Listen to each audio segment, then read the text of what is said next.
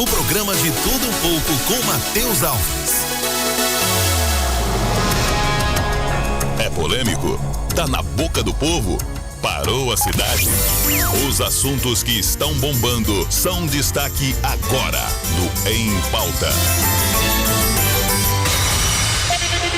E ele está comigo no estúdio, o meu comentarista das terças-feiras, comentarista conservador, o Zé Luiz. Fala, Zé, firme e forte. Fala, pessoal, forte e firme. Tamo aí mais para uma terça-feira. Bom demais. Ô, Zé Luiz, como é assunto polêmico pra gente comentar, eu não consigo me furtar de te perguntar a respeito. Da sua opinião, a gente teve 2 pré-candidaturas lançadas de forma oficial, que foi para deputado federal do Zé Eustáquio e para deputado estadual do professor Brás Paulo. A opinião do Zé Luiz. Eram candidaturas que já estavam previstas, né, digamos assim, acho que desde o ano passado mesmo, onde que já ensaiavam e saiu também comentários na cidade sobre essas candidaturas. Candidaturas que, imagino, já venham sendo trabalhadas já há algum tempo. Eu tenho acompanhado até de um tempo para cá, principalmente a do Zé Eustáquio. São candidaturas que a gente tem que, eu acho que, medir esse termômetro mais para frente. Não sei como será correspondido, aprovado, né, daqui a um tempo, até porque apenas depois do dia 15 de julho que serão começados definir essas candidaturas com as convenções do partido. Então, o partido monta, né, a sua convenção, reúne todos ali e vai para aprovação do nome, se vai ser candidato ou não. Então, até o momento é só pré-candidatura, até também para não correr em crime eleitoral, não pode falar que é candidato, tem que falar que é pré-candidato. Eu acho que é uma hipocrisia do caramba, né? Sendo que a pessoa já se comporta como um candidato, ela pode já procurar seus meios para se divulgar, mas não pode falar que é candidato. Então, é deixar mais para frente mesmo, tá muito recente. Além desses 2, tem outras pessoas também que estão filiadas e já estão aí com pré-candidaturas ou candidaturas certas também. É aguardar o tempo para ter o termômetro da situação, para ver quem que a população vai votar em peso ou se vai pulverizar esses votos, dar um pouco de voto para cada um e continuar a nossa região sem representatividade. Se o pessoal daqui de Patos também, alguns vão trabalhar para outros candidatos de fora. Então, tudo depende, incógnita, tá cedo, lá para julho mesmo que vai começar a esquentar e ver como serão definidas essas eleições. Cabe lembrar também que além dessa, né, dessa parte onde que o candidato ele vai se colocar à disposição do partido, as eleições elas se definem mais, né, nas últimas semanas. Então, exatamente, tem muito tempo até lá. Zé, eu tenho um outro assunto pra gente falar a respeito também. E obrigado pelo seu comentário. Esse participando conosco, Zé Luiz, aqui às terças-feiras, o nosso comentarista das terças-feiras. Zé Luiz, a UFO anunciou uma empresa e obras do campus da UFO devem ser retomadas em nossa cidade. A UFO já tem garantido uma verba de 4 milhões junto ao governo federal e mais 15 milhões do governo do estado para concluir o primeiro bloco. A retomada das obras do campus da Universidade Federal de Uberlândia em Patos está prestes a acontecer. A universidade tem uma empresa vencedora do processo licitatório para dar continuidade ao serviço. A UF já tem garantidos a verba de 4 milhões junto ao governo federal e 15 milhões junto ao governo do estado para concluir o primeiro bloco. Maravilha, né? Uma obra aí que está há tanto tempo paralisada, que foi palco aí para tanta campanha política. Então serviu de palanque e acabou que não foi tanto para frente por muitos imbrólios. Isso aí também não foi continuado, essa obra que, no meu entender, né, vem aí acrescentar ter o campus mesmo próprio ali da UFO, para que a gente saia desses aluguéis que são aqui na região central, onde que vem custeado, né, principalmente em grande parte pela prefeitura. Isso venha nos economizar, venha concentrar esses estudos em apenas um local. Espero que venha a continuar, que após esse primeiro piso venha a terminar os outros e que passe, né, a funcionar de efetivo naquele novo espaço. E tomara que lá dê tudo certo, porque por mais que concentre os espaços lá, eu vejo que a região para lá ainda não está tão ocupada assim, né? Então, será que vai ter um pleno funcionamento assim que essa UFO for construída lá? Tomara que sim, torço para isso, né? Foi para isso que ela foi projetada, definida e agora construída. Então, eu acho que é uma notícia boa, vamos acompanhar para ver se realmente vai acontecer na prática e vamos ficar ligados. Lula defende regulação da mídia digital para tentar evitar mentiras nas redes. O ex-presidente Luiz Inácio Lula da Silva defendeu nesta terça-feira uma regulação das mídias digitais para separar o joio do trigo, com o objetivo de tentar evitar a disseminação de fake news na internet. A declaração foi dada em entrevista à Rádio Lagoa Dourada, de Ponta Grossa, no Paraná. Lula foi questionado se considerava as redes sociais uma terra sem lei. As pessoas às escondidas fazem coisas que não teriam coragem de fazer pessoalmente. Então a provocação, as ofensas, as falsas denúncias, as fake news são coisas que ganharam espaço muito grande na internet, afirmou o petista. Como solução, o ex-presidente defendeu um controle sobre o conteúdo disseminado nas redes. É preciso que se tenha uma regulação para separar o joio do trigo, ou seja, não é você tentar evitar que as pessoas sejam verdadeiras, é você tentar evitar fake news, tentar evitar mentiras contra a vacina, mentiras contra doenças, afirmou. Segundo ele, o problema acontece no mundo inteiro e não é um debate só nacional. Ele citou o terrorismo como uma coisa muito grave na internet e que ainda não tem regulação e não tem controle. Estamos vendo aí mais uma vez, né, na prática, o Lula sendo a favor da ditadura da opinião, onde que quer cessear as pessoas de falar, as pessoas de emitir opinião. Para ele e a turma dele, fake news, o que não agrada a eles. Cabe lembrar que na eleição de 2018 acusaram, né, a chapa do presidente Bolsonaro de cometer crime de fake news, impulsionamento de mensagens. Não era impulsionamento a palavra, eu esqueci muito bem. Depois foi investigar isso e, na verdade, quem cometeu, né, esse disparo de mensagens em aplicativos foi o próprio PT. Então,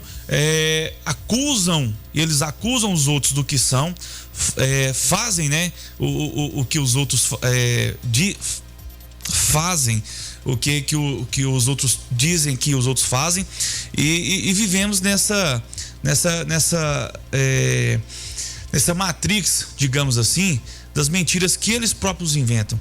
Então, já vimos outras vezes aí o Lula falando também em controle da mídia, em controle da internet. Ele amplamente fala sobre isso. E a gente tem situações na prática que isso aí já acontece, inclusive em países, né, principalmente nos países em que o Lula é amigo. Em Cuba, na China, todos esses outros países, nem rede social, WhatsApp não existe. Pode existir algum aplicativo, por exemplo, na China, não existe WhatsApp, não existe Twitter, não existe YouTube. Eles têm a própria ferramentas deles, que o próprio governo administra e fica ali monitorando o que cada um fala, né? A mesma coisa aí é a questão dessa fake news. O que é fake news que o Lula fala, né? Inclusive hoje, Matheus, foi até colocado de modo urgente aí, foi colocado para votar na Câmara dos Deputados, PL das fake news.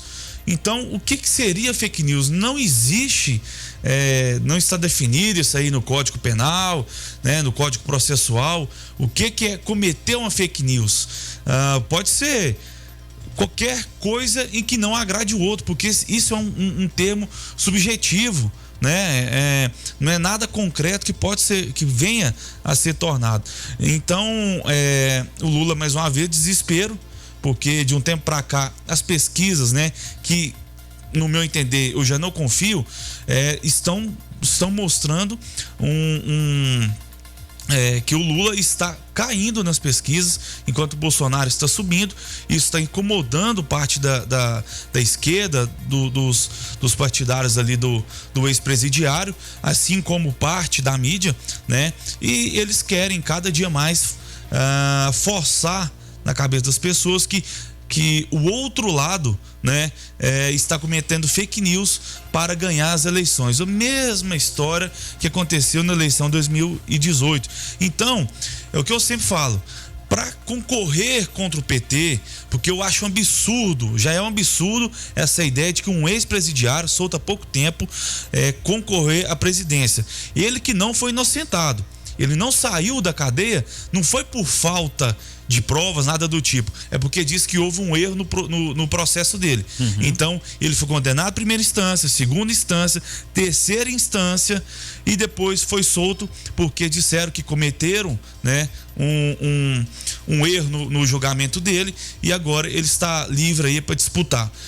Então, para concorrer com o PT, com o Lula, não precisa inventar mentira, é só mostrar as verdades, né? A tamanho estrago que fez o nosso país com o governo petista, né?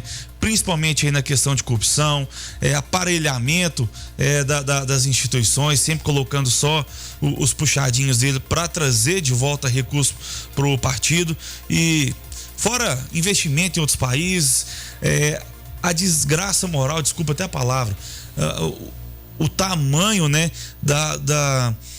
do problema moral e ético que colocou no nosso país. Então o Lula está apelando, né, mais uma vez para esse discurso. Isso que ele está falando é fake news, então não procede nada mais que ele está falando. Zé, eu tenho a participação do ouvinte e participação democrática, imagino que o ouvinte esteja discordando de você. Alô, boa noite. Boa noite, tudo bem? Estamos te ouvindo, tudo boa ótimo noite. E contigo. Boa noite para você e boa noite para o entrevistado. Boa noite.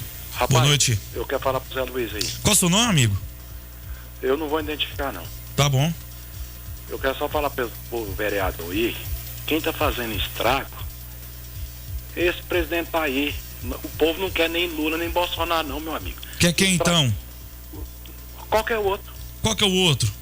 Me coloca qual que é a outra opção para nós, então. Não me interessa qualquer outro. Mas tem que ter um presidente lá, meu amigo. Não, tem que ter, mas de menos os dois. O estrago tá aí no preço do supermercado. Você não, por favor, como você é vereador, você não tá vendo o estrago que esse cara tá fazendo, não? Muito obrigado e boa noite. É a participação do ouvinte aqui na Rádio Clube 98. Ele que não quis se identificar, tudo bem, não tem problema nisso aí, que eu queria tratar ele, né, melhor pelo nome, mas o estrago que ele tá querendo dizer, questão de supermercado, primeiro falar que dizer que não é nem Lula nem Bolsonaro. Eu entendo que tem as pessoas que não gostam do Bolsonaro, assim como também não gostam do Lula, não gostam do Bolsonaro, eu vejo que mais por uma questão de por ideologia, porque ela se identifica mais com a esquerda, ou então porque ela está sendo mal informada, né? Infelizmente, hoje, a maioria dos meios de comunicação querem igualar o Bolsonaro com o Lula em coisas que não existem, né? A gente tá falando de uma pessoa que é corrupta, foi condenado reconhecidamente, né? Que foi condenado com vários outros colegas de partido, tesoureiro, ministros, devolvendo dinheiro, né? Com uma pessoa que às vezes fala um pouco mais. Eu entendo que o Bolsonaro tem também esse lado onde que ele dispensa um pouco esse apoio pela sua maneira de falar, mas eu sou muito mais favorável a um presidente que às vezes peca nas palavras, mas faz o correto, procurando ali o melhor para o seu país, para a família, né? Tendo ali Deus como guia, do que uma pessoa que fez o estrago que foi.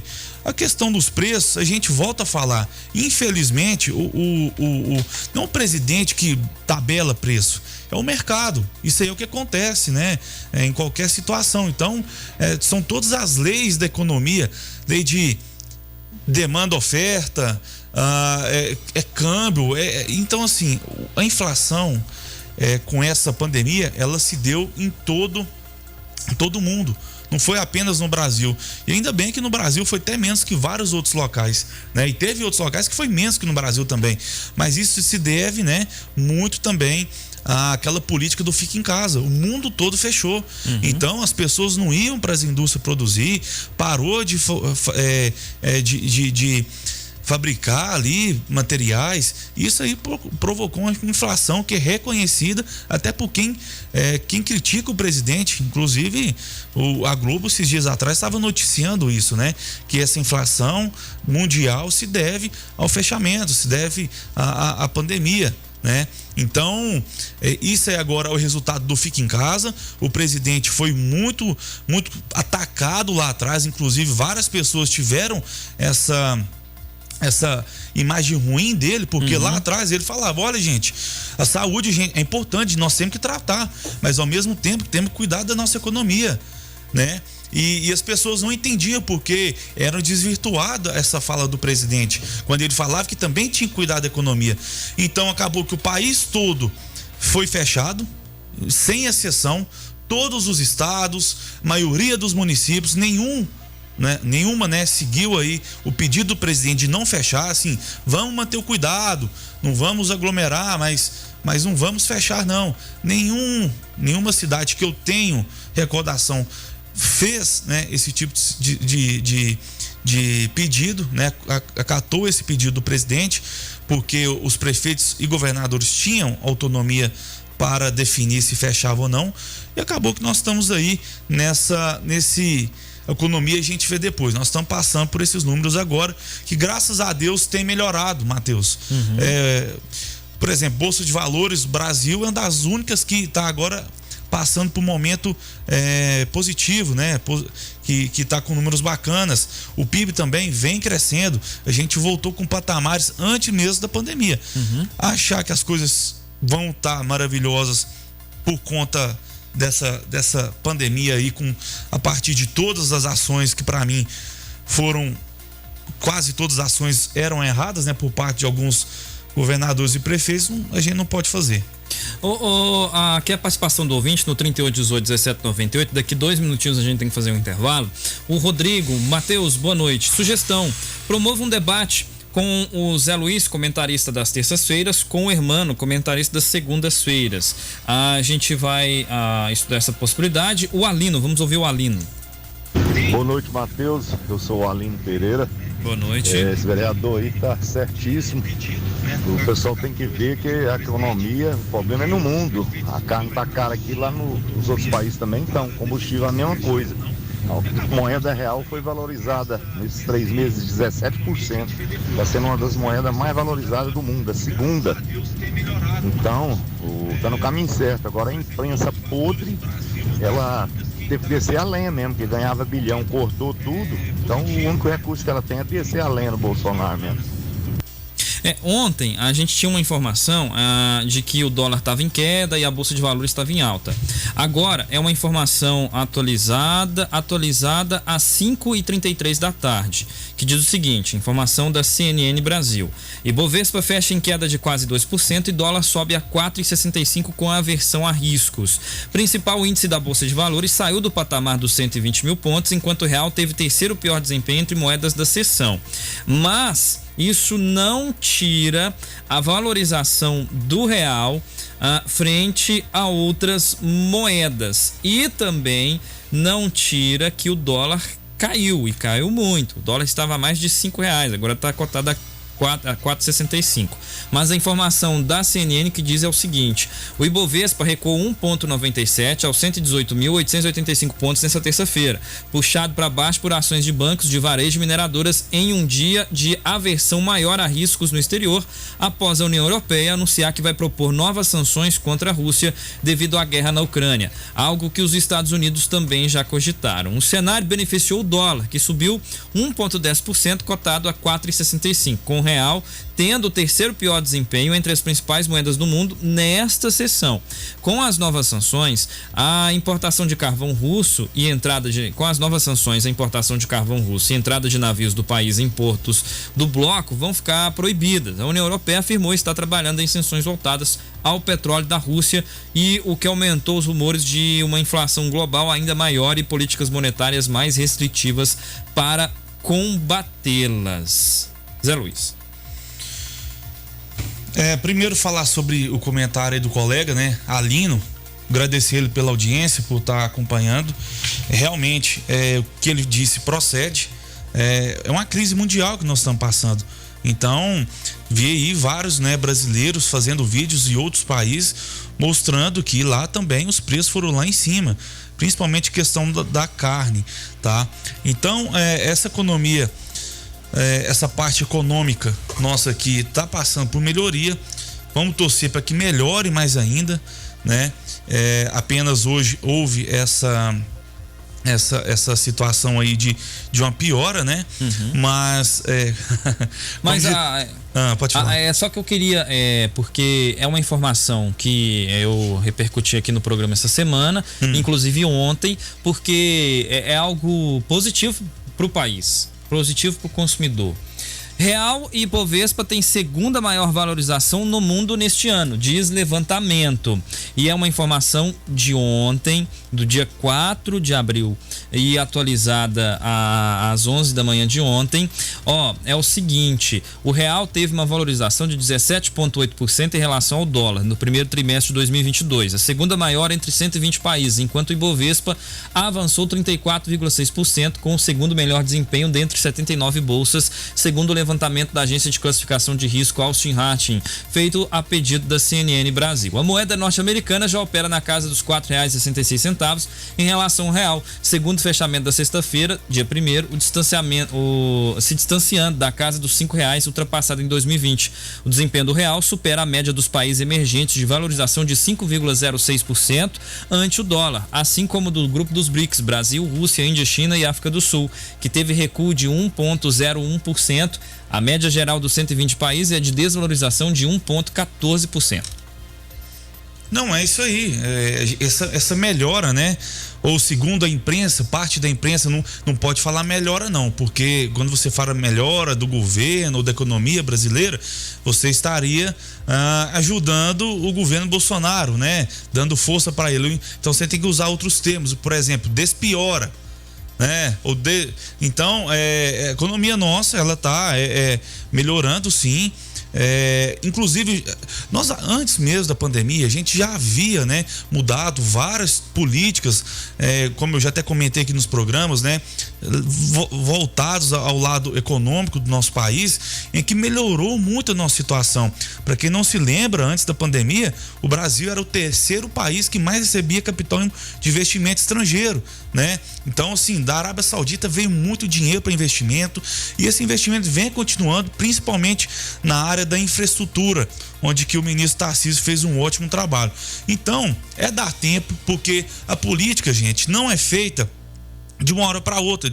Os resultados não são colhidos amanhã, é a longo prazo. É nisso que estabiliza a nossa política, a nossa economia. É isso que estabiliza as coisas. Medidas tomadas de forma imediata para corrigir alguns problemas rapidamente terão que ser resolvidas, né? Então, o governo, de forma responsável, tem sempre feito políticas visando a longo prazo, para que as coisas funcionem, se estabilizam e a gente não venha, né, passar aí por variações, por problemas que infelizmente nem sempre são controlados. Por exemplo, a pandemia, a gente não tem como controlar o que aconteceu na pandemia. O mundo todo estava despreparado, ninguém tinha enfrentado uma coisa dessa antes, né?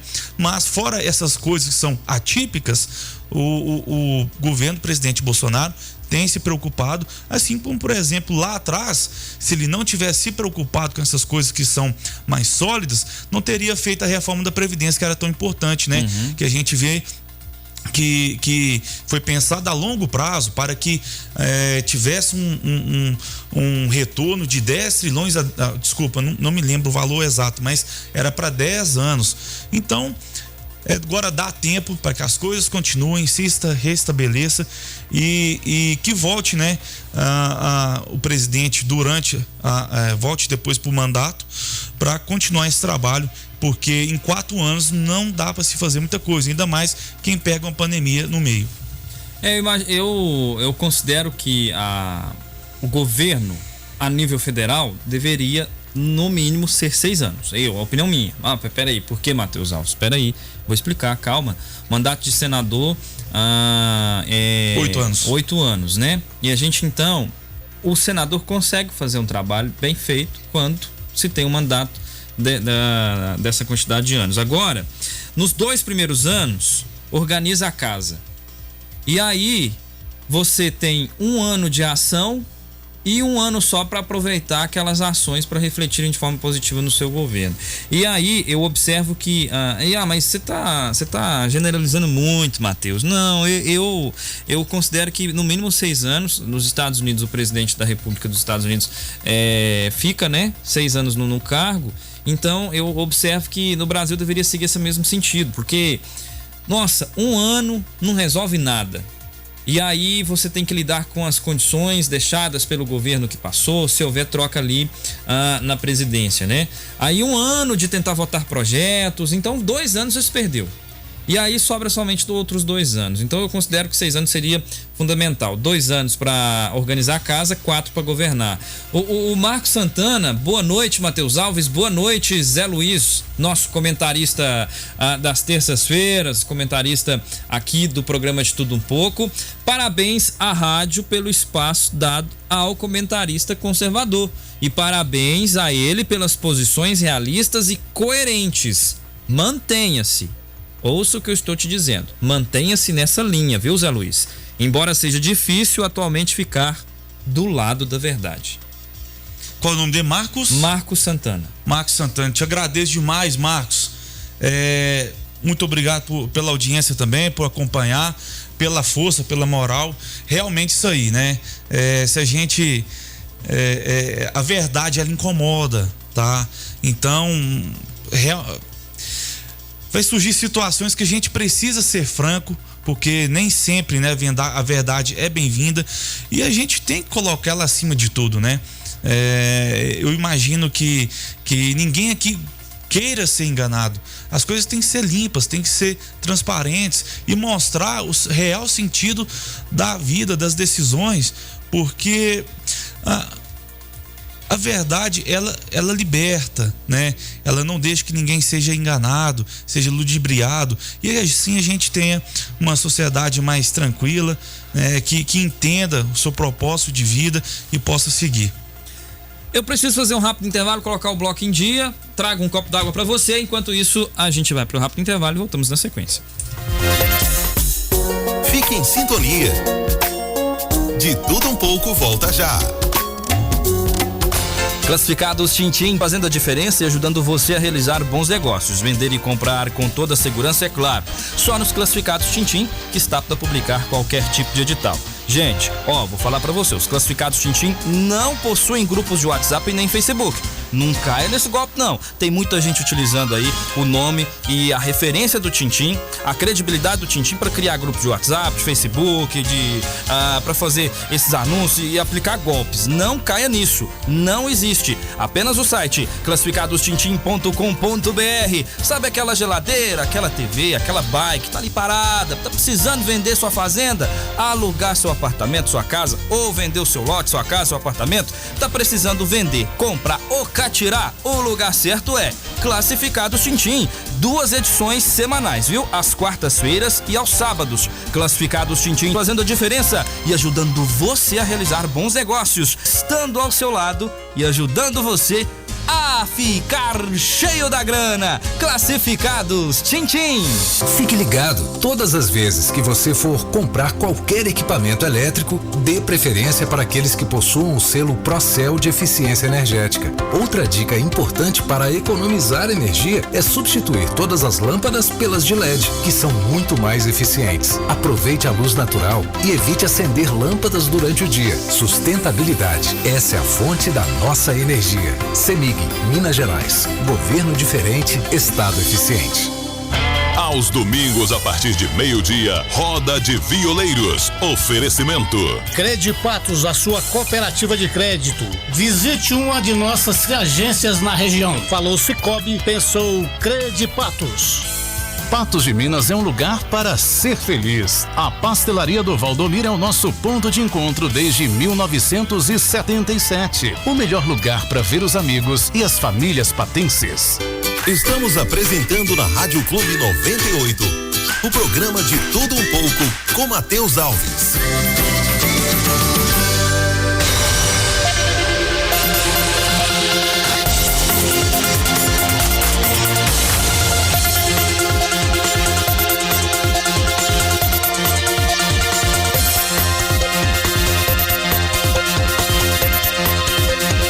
Muito bem, são 6 horas 51 minutos, 6 horas 51 minutos e a gente está de volta aqui com o Em Pauta, já caminhando para o encerramento para liberar o nosso convidado.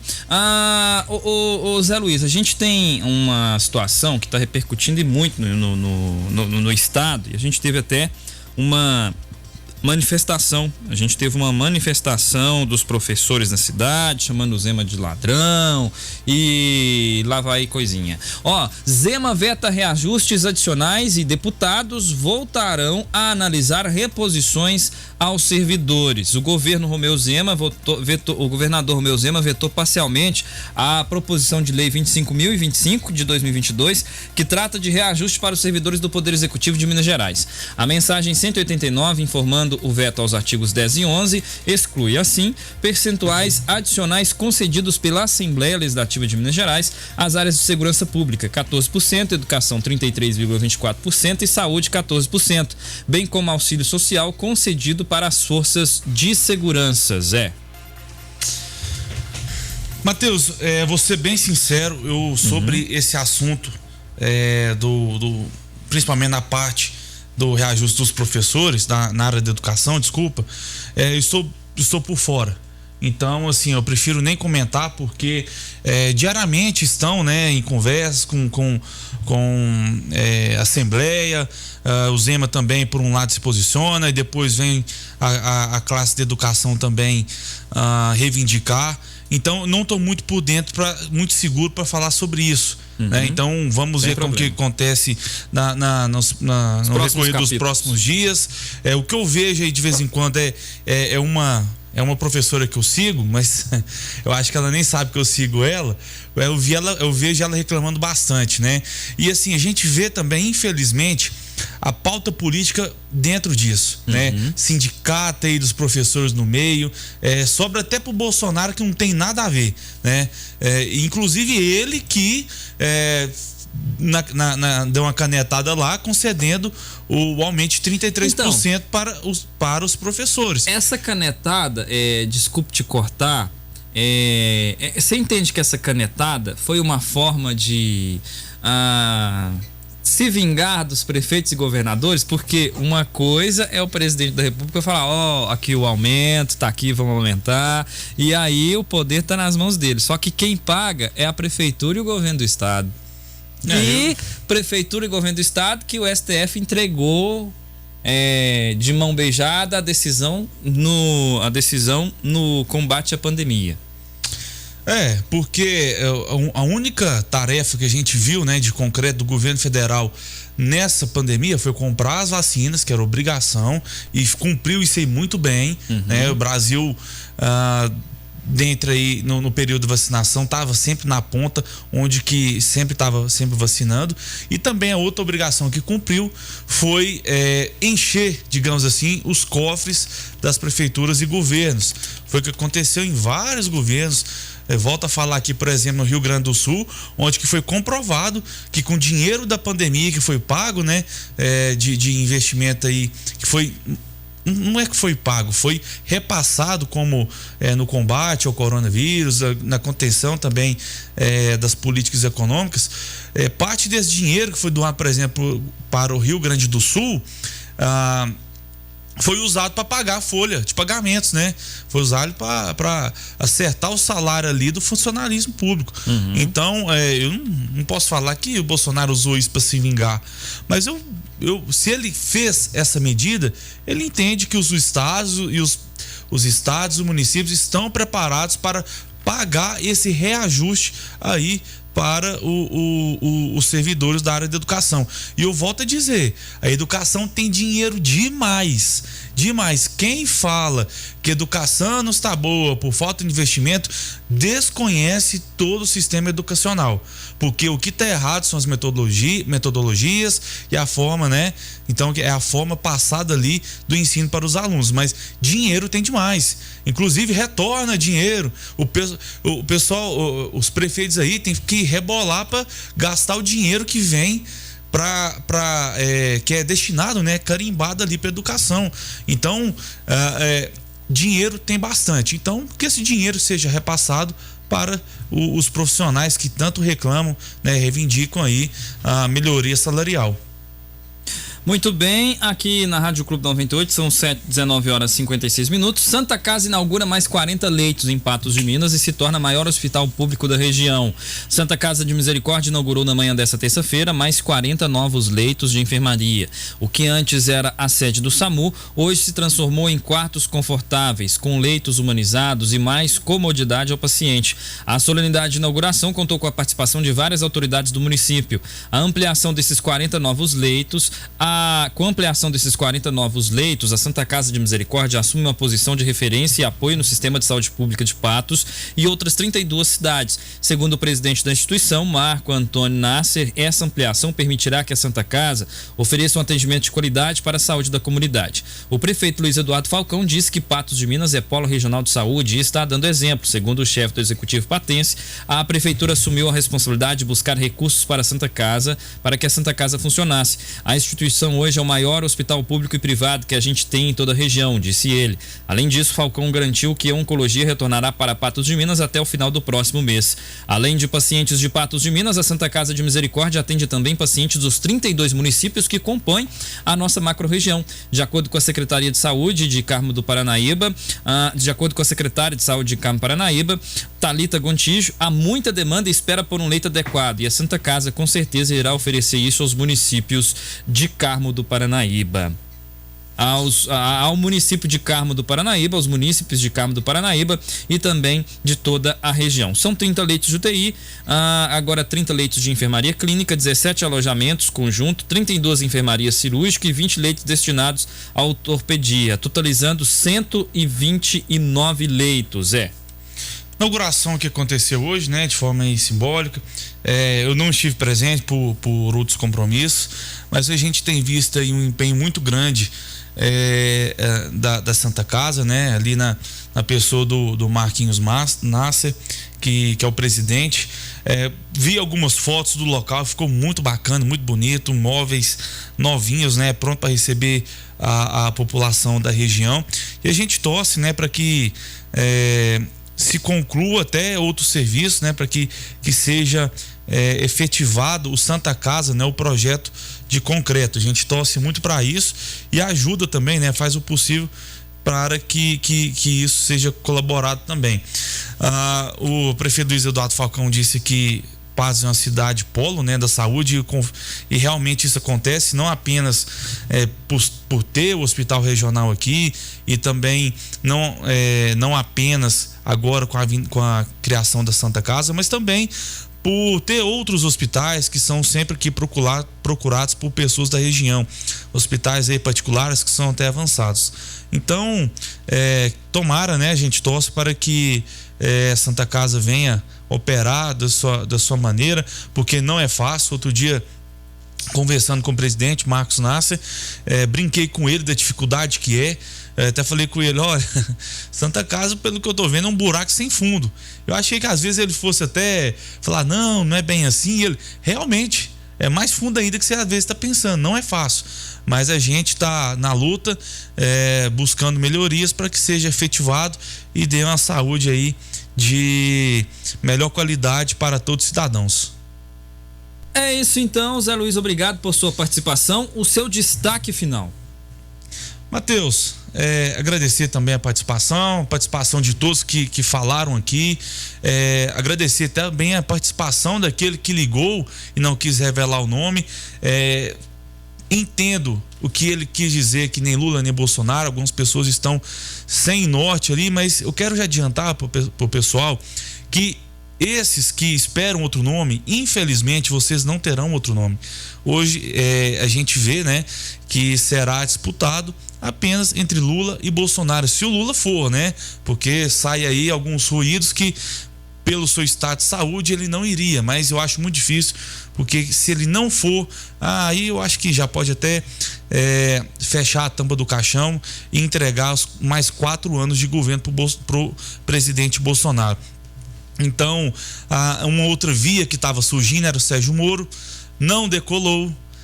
O Sérgio Moro, que depois de trair o presidente Bolsonaro, traiu também os companheiros aí, né, os parceiros do partido Podemos. Para quem não sabe, eu sou do partido Podemos, mas não tenho ligação nenhuma nessa parte ideológica. Se o Sérgio Moro fosse mesmo candidato pelo Podemos, eu não apoiaria, seria abertamente contrário, né, a candidatura dele, apoiaria era o presidente Bolsonaro. E hoje a gente está vendo o Sérgio Moro, aquela figura que ainda é. A gente tem que reconhecer o trabalho dele à frente do Lava Jato, desempenhou com muita desenvoltura, não apenas pela prisão do Lula, mas pela prisão de todos aqueles que estavam envolvidos no esquema de Petrolão, de toda a corrupção, né? Foi muito dinheiro devolvido, ou seja, se houve dinheiro devolvido através de delação premiada, só um conselheiro da Petrobras devolveu 300 milhões.